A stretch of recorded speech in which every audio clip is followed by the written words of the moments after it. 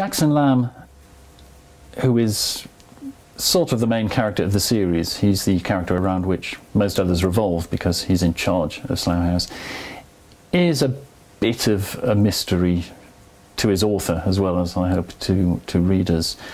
One of the characters says of him somewhere that when the wall came down, meaning the Berlin Wall, when the wall came down, he built another one around himself. He's still really living through the Cold War. It's clear that he has a past which involved being an undercover operative in some way during the Cold War, and now is no longer, and he's a very bitter man in many ways. He takes great delight in saying hurtful and damaging things to other people.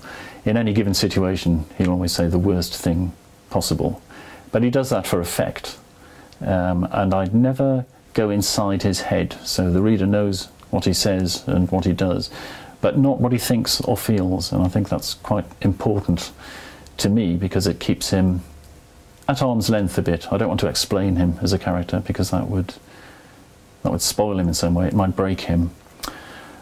So he is a kind of larger-than-life, monstrous, overbearing personality, but he does have a very strong moral code, and his code is about protecting his agents.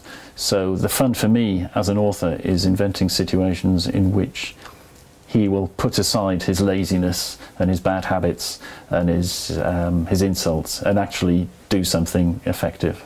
That's for me is the fun of coming up with plots.